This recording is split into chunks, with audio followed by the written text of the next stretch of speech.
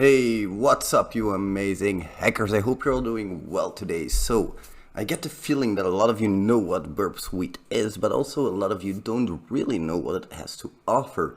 Burp Suite is such an amazing tool and it has so much to offer, which I'm going to show you today. Now, I'm going to be looking to my left real quick because there I have what I think is my Burp Suite guide. These are my pro tips for you guys, and I hope they will help you in your journey. So let's get started, shall we? First of all, we need to chapter what is Burp Suite Pro? Do I really need it? Because I've been asked this question a lot, Uncle Red. Do I really need to get Burp Suite Pro, or is the Community Edition fine? Well, in my opinion, the Community Edition is fine. You don't need it in the sense that you don't really need to eat French fries. You don't really need to have super nice clothes. You just need to have clothes. You need to have food. You need to have the Burp Community Edition to hack a little bit, in my opinion. But the Burp Suite Pro Edition is so much better and it offers so much extra features for you guys. There are some general advantages that everybody can take advantage of. And that's of course going to be very important in this matter because there are some more business to business advantages as well, which we'll get into later. But first, the general advantages. The biggest advantage for me is that I can save my project. This is very, very important for me because I am a full-time dad. I have a job. So for me, hunting is not something that I get to do for hours and hours and hours on end like I used to before. I usually get to attack my target for 1 to 2 hours at a time, and when I do that, I have to make sure that I don't have to set up my target's attack strategy, that I don't have to set up my whole infrastructure for attacking every single time. That setup costs me time, especially for me, as you'll guys see on later on as well. There are some things that I always do when I start up Burp Suite, and those things are very important to me. Every single project has them, and I really cannot compromise on those. So setting that up takes a while. It takes 5, 10, 15 minutes even, and I really don't want to spend that time every single time just setting up my project. So that's really important for me, that I can save my project, not just for my target tab, for my scope, but also for some other settings, which we'll get into later on. There are some other advantages as well. For example, the intruder can be used at full speed. That's important. If you have to use the intruder at the throttled speed and at the throttled amount of requests, it's going to be a lot harder to find the good vulnerabilities. So you can only make up to 100 requests per attack apparently in the Community Edition. That's not a lot. And the severity of the rate limiting is also very important. So if you get the Pro version, that's going to help you out there. And what's also really cool is that there are some really good word lists built into the intruder by Portwigger, and that are only available in the Pro version as well. Those are some really decent word lists, and I use them quite a lot. I have my own, of course, as well. Content discovery, guys, it's an amazing tool that you only get in the Pro version. Content discovery is like directory brute forcing on steroids. It's a great tool. It has an amazing built-in word list. So definitely worth it in my opinion. Besides that, there's also access to a host of other useful engagement tools. So we'll look at some more of those later. And we can search our whole project. If we click the burp thing here, we have a search option. This is not available in the Community Edition either. This is super useful, guys. Really, really useful. And besides that, there's also the Burp Collaborator client.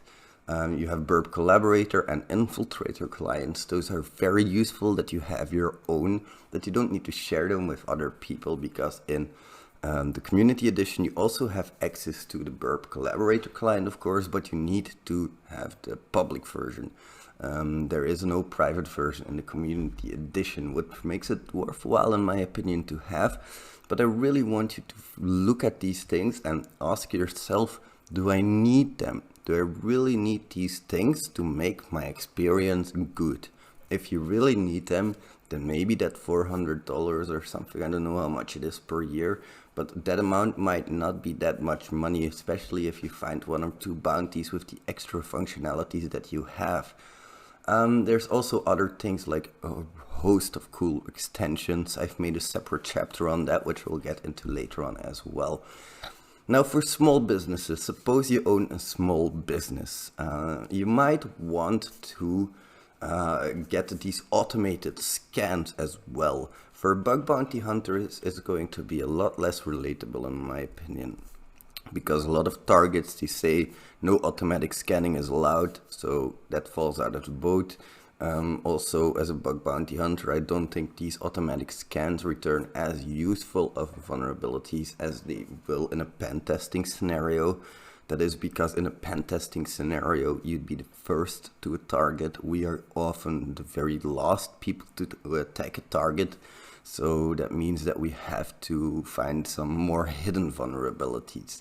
And those are often more easy to miss by a scanner, in my opinion. That's why I say that these scanner results, they might not be as important on other things. Now, you do get some really cool information here. You might get some things like vulnerable jQuery version detected, but I found that usually it's very hard to actually find something to abuse this, because, for example, this specific CVE talks about regular expressions in jQuery.html pre-filter. They have to use that specific function before we can actually do any cross-site scripting, so it's not always easy to execute.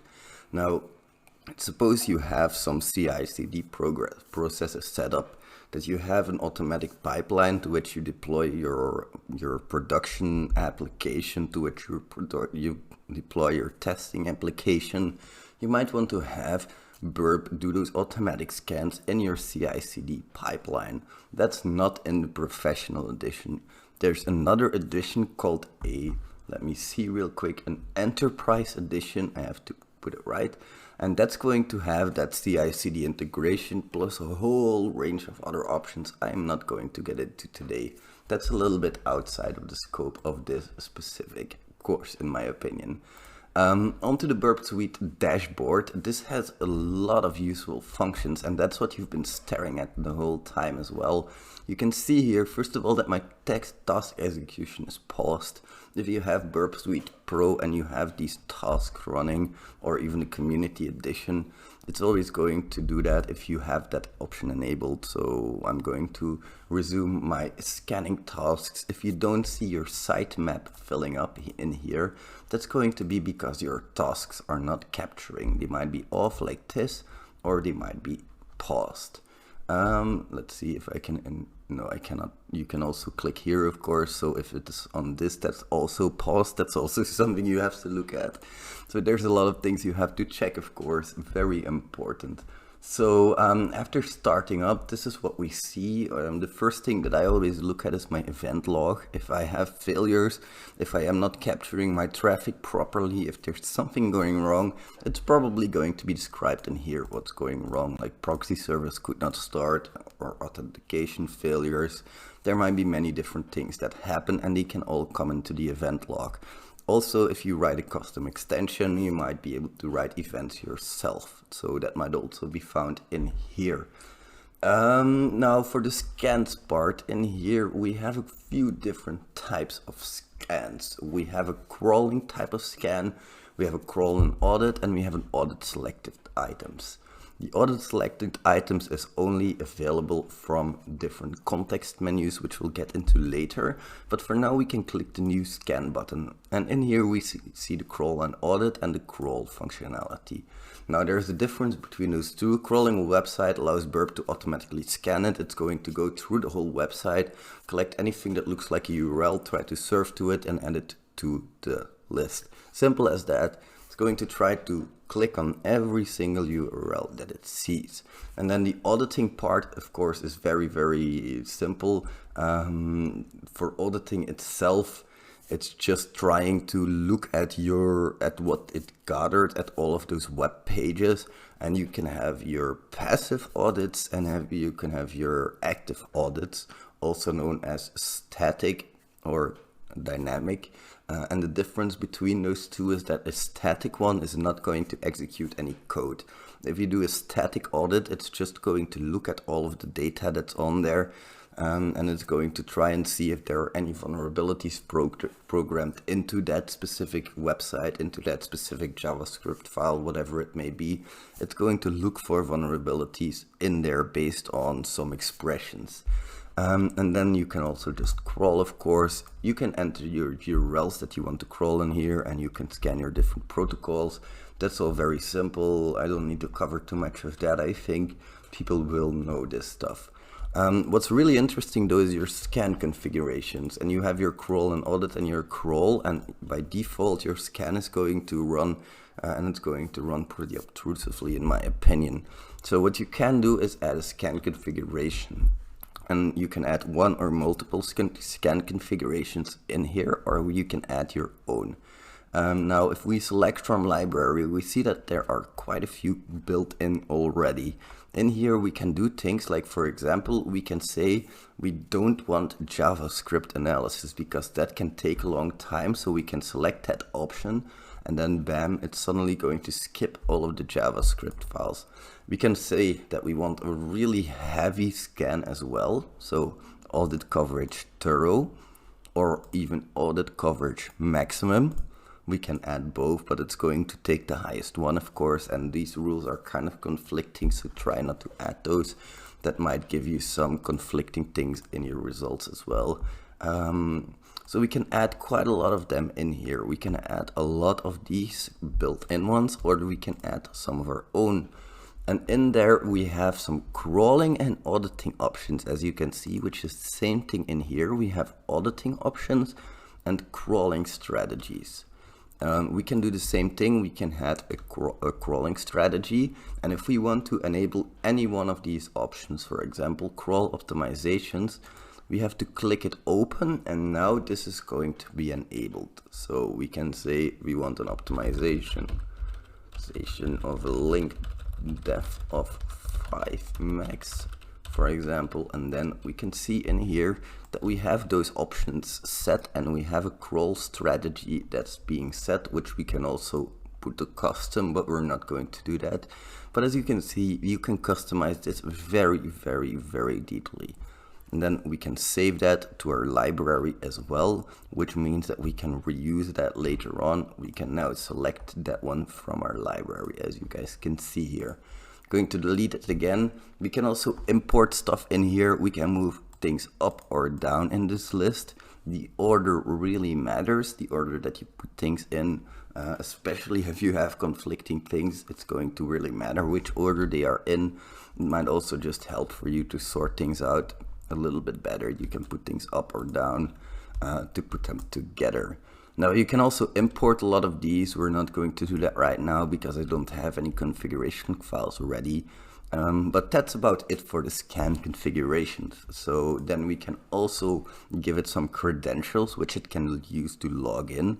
This is possible, and Burp will try to look for those specific login forms, and it will enter those credentials. Now you can of course again save them to library. So if I have label test, there we go, I can save that to library with a configuration name of test, and then I can select those credentials from my library again. So really useful. I can either use login credentials or I can use the recorded login sequences, but I do need Burp's Chrome extension for that. That's pretty new, and this is also pretty restrictive, so I would use this one for now, but I would certainly explore it for sure. Then you of course have your resource pool as well. Here we need to select how many concurrent requests we want to make, if we want to have a delay between those requests, how many of those resources we have available, etc. And we can either select an existing resource pool or we can create a new one. If we create a new resource pool, it's going to be available in our project, of course. So that's about it for the scans. We pick which type of scan we want to do. We pick how thoroughly we want it. we pick some options, we set a login, we pick which resource pool we want for it, and then we go. Then we just run. Of course, we need to define some URLs to scan as well, otherwise it will not run. But then it's going to open a new window in your scan tasks. So that's all pretty basic. There are some cool things in there like saving to library, but I think we've covered most of the basics there. You also have live tasks, and that is live scanning, which means that every single time a request is going to come in into one of these specific tools, the proxy, the repeater, or the intruder, it's going to do a live audit, either a predefined task from this list or a live passive crawl. Whichever you pick, the URL scope can be everything, suit scope or custom scope, of course, and you can also ignore duplicate items. Sometimes, for example, you make 500 requests to a logging server. Well, we don't want to keep making those requests, of course, so we can deduplicate them, and that's going to remove them from our task list. We can also, again, pick the same scan configurations. They're going to be a little bit different here because, of course, live scanning has a different principle. It's not going to do any scanning itself. You're going to have to feed it the requests. So the principle is a little bit different. You cannot set up as much in here, but you can specify certain things in here. Again, save to library is an option here. We can have a resource pool. And that is about it for this. So then we have our live tasks ready. No, we're not going to update right now, mister. Thank you very much. There's also the issue activities, which you can see up here, which we already looked at a little bit. You can see specifically your issue types. I haven't found anything useful in here. If you guys have, please tell me, because I haven't found anything useful in here. This is not stuff that for me is useful. If it is, it's going to be at least a high severity, but for a pen tester, that's going to differ quite a lot, of course. Now, that was it for this part. We're going to move over to the next section real quick. That is going